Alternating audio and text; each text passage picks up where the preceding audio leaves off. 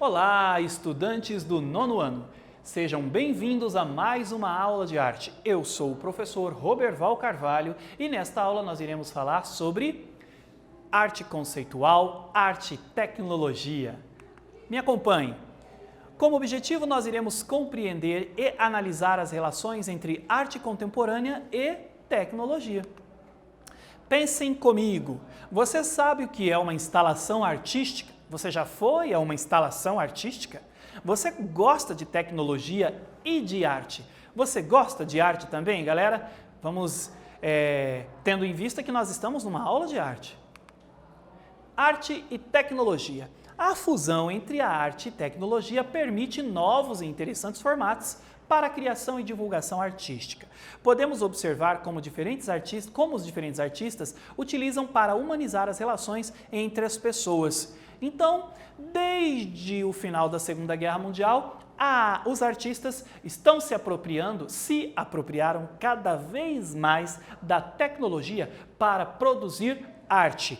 E com isso, trabalhar as relações interpessoais, falar das ações do homem sobre a natureza, do homem sobre o planeta como um todo. Então, olha a função que a arte já tem. Discutir, olha que legal, até o início do século XX, muitos tinham a arte apenas como algo de entretenimento, uma área de entretenimento, de entreter o desenho, a pintura, a escultura, decoração. Mas a partir do século XX, já na arte moderna, no impressionismo, no pontilhismo, cubismo, fauvismo, esses tipos de movimentos já vão trazer novas reflexões, vai colocar a arte em novos espaços, em novos lugares.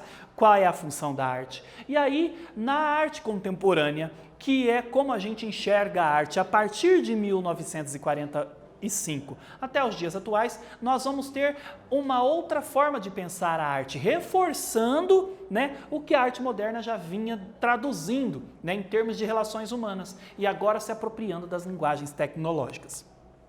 Surgiram aí novas atividades ligadas às artes e que fazem uso das tecnologias como os designers gráficos, os fotógrafos, os web designers e tantos outros tipos de profissões artísticas podendo serem aplicadas a uma instalação, O fotógrafo, a fotografia, ela ocupa o campo artístico e é um material tecnológico. A câmera de filmar, ela ocupa o campo da arte porque ela nos traz o quê? Nos beneficia o cinema, nos contempla com o cinema.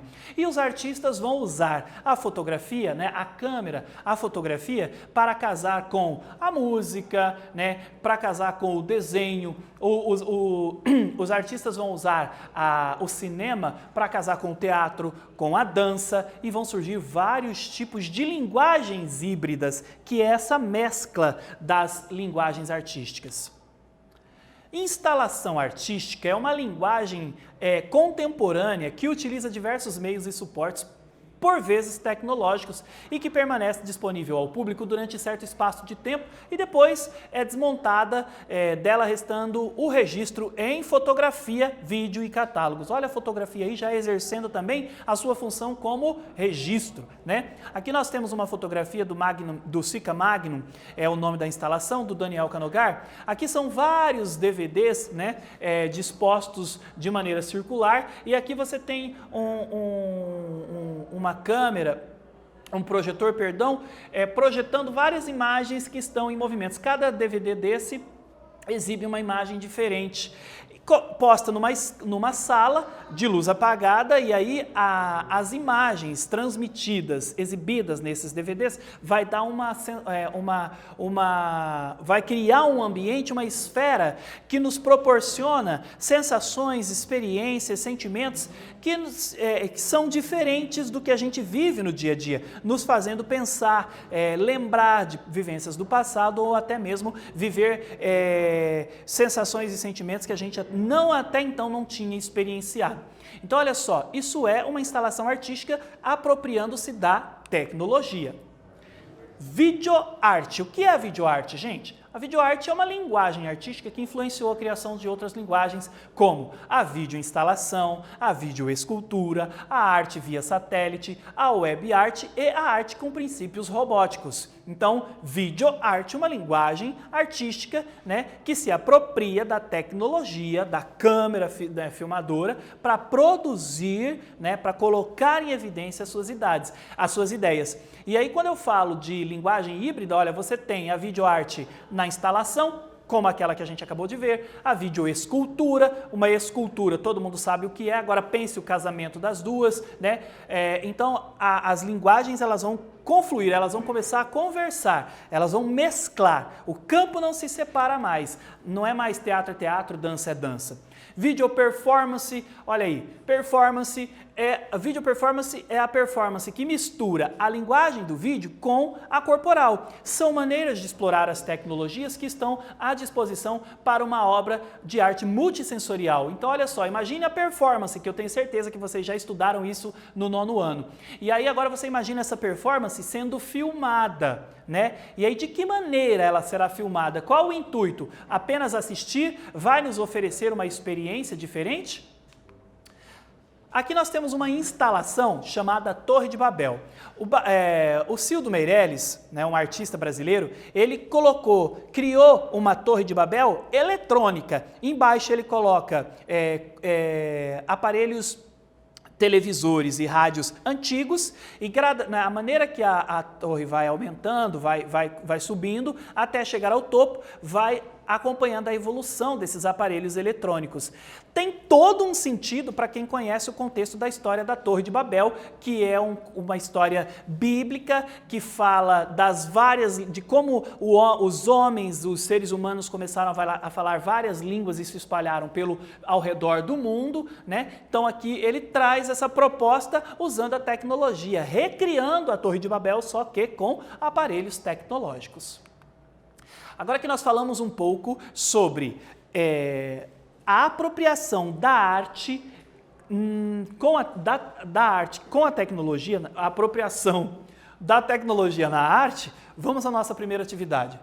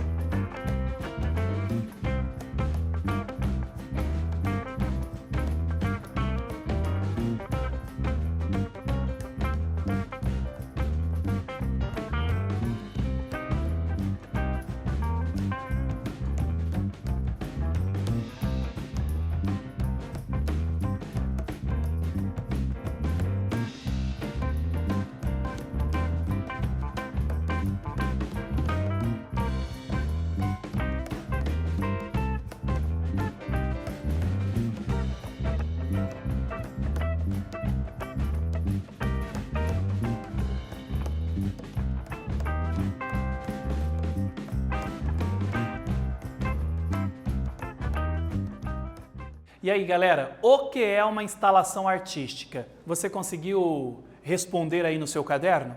Olha só. Instalação artística é uma linguagem contemporânea que utiliza diversos meios e suportes, por vezes tecnológicos, e que permanece disponível ao público durante certo espaço de tempo e depois é desmontada, dela restando o registro em fotografia, vídeo e catálogos. Podemos dizer que uma instalação artística é efêmera, ou seja, de curta duração. E você não consegue pegar, né, por exemplo, lá a obra Magna Sic e levar para casa e deixar lá de decoração na sua casa. Aliás, eu particularmente não gosto dessa ideia de arte como decoração. Para mim, a arte tem o seu campo especial, o seu campo de atuação sobre transformação de pensamentos, ideias. Então, esse negócio de arte decorativa me incomoda. Mas isso é um incômodo meu.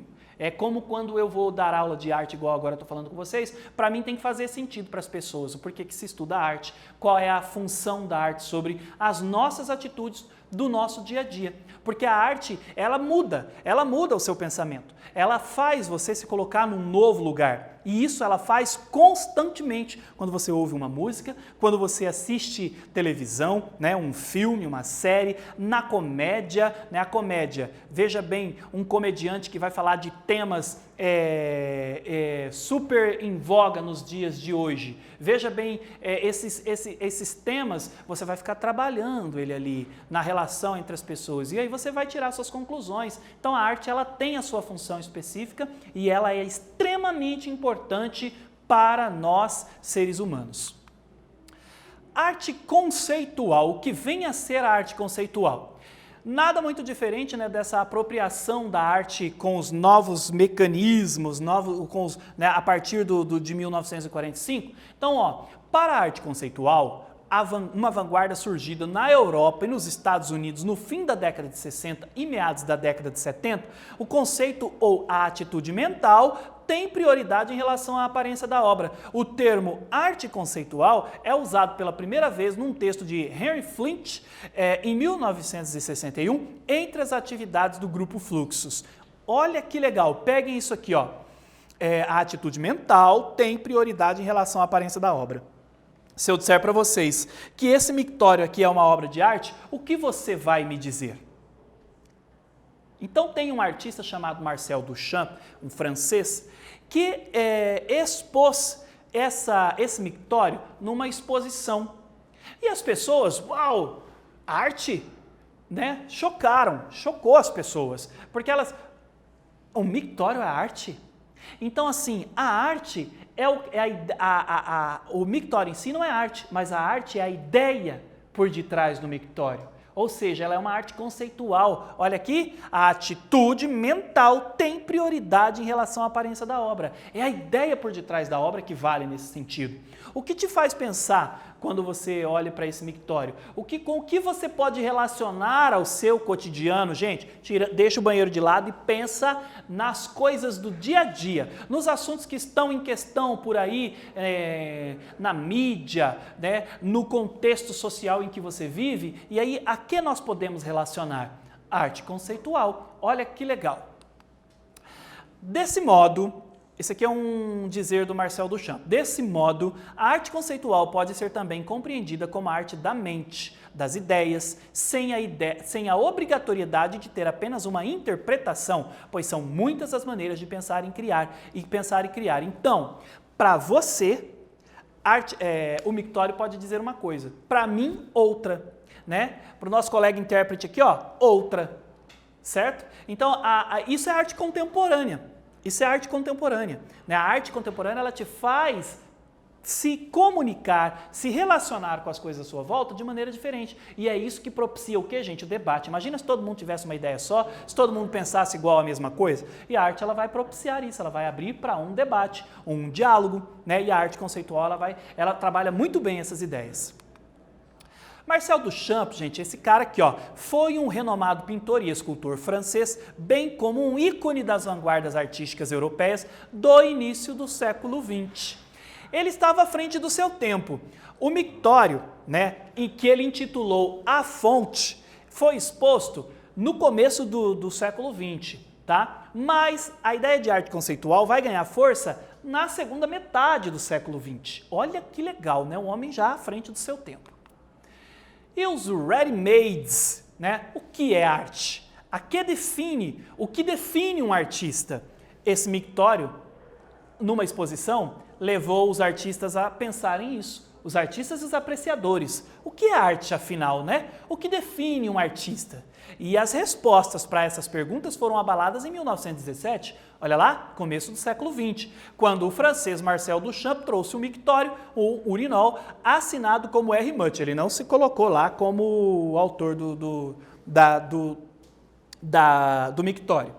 Assinado como R. Mutt, para uma exposição da Associação dos Artistas Independentes de Nova York. A princípio ele tentou expor numa outra exposição que foi rejeitada, foi recusada, porque lá na galeria eles entendiam que aquilo não era arte. E numa outra exposição mais aberta, de um pensamento mais amplo, aceitou expor. E aí veio, essa imagem viajou o mundo por diversas revistas, na imprensa, na época, trazendo o questionamento: o que é arte? O que define um artista?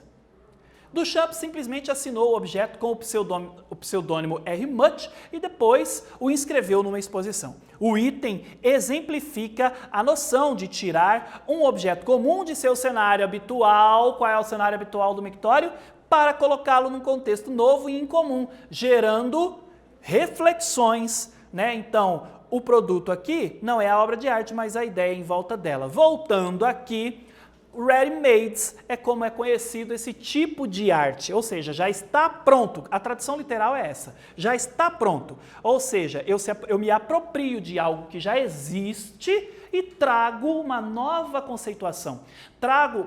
Vou propor um debate acerca daquele objeto, mas eu não vou discutir o mictório. Eu vou trazer outros assuntos relevantes em que eu posso usar o mictório como, entre parênteses, uma metáfora.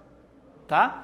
Também, e aí, como consequência, desdobramento dos ready-mades, você tem a arte conceitual. Então, são parecidos, ok? Foi através dessa obra que ele definiu pela primeira vez o conceito ready-made, uma ideia que influenciou inúmeros artistas desde então. Marcel Duchamp desafiou as definições tradicionais da arte com seus controversos ready-mades, produzidos entre 1913 e 1921. Aqui nós temos uma outra obra dele, A Roda de Bicicleta, traduzida do inglês Bicycle Wheel. É uma peça pronta de Marcel Duchamp que consiste em um garfo de bicicleta com a roda dianteira montada de cabeça para baixo em um barquinho de madeira. Em 1913, em seu estúdio em Paris, Duchamp montou a roda de bicicleta de cabeça para baixo em um banquinho, girando-o ocasionalmente apenas para vê-lo. Sabe aquele momento em que ele está lá pensando, estou pensando, divagando, ele girava a rodinha da bicicleta, olha lá, se apropriou de materiais, de produtos já existentes.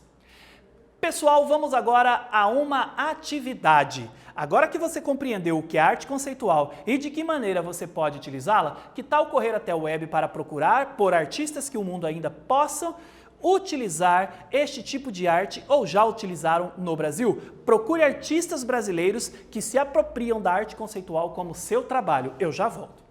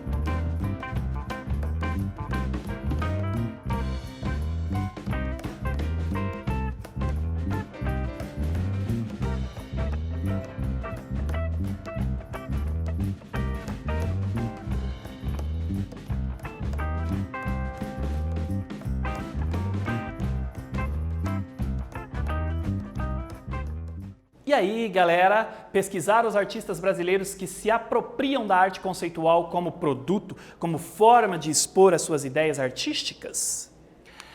Nesta aula, vimos como a arte se apropria do uso da tecnologia e também vimos o que é arte conceitual e alguns exemplos de artistas e obras. Eu amo arte conceitual e você pode se especializar nesse tipo de arte. Estudantes do nono ano, eu espero que vocês tenham gostado e até breve!